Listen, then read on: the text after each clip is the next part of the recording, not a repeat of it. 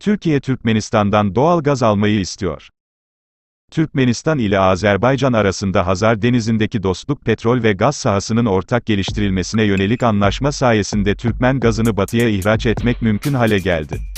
ABD'nin eski Azerbaycan Büyükelçisi, Avrupa ve Avrasya işlerinden sorumlu eski Dışişleri Bakan Yardımcısı Mettü Bryza, Azerbaycan'ın Report internet sitesine verdiği röportajda bunu ifade etti.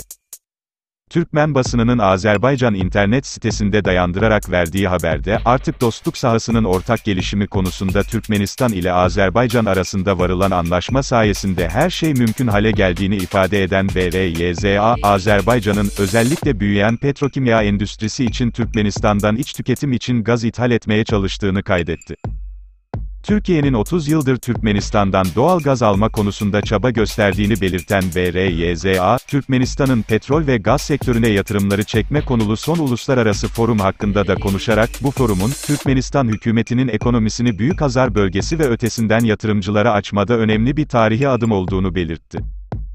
Mettü Bryza, SOCAR Başkanı Rovnak Abdullayev'in bu forum kapsamında gerçekleştirdiği görüşmelerde, Türkmen doğal gazının batıya ihraç edilmesini konularının değerlendirildiğini belirtti.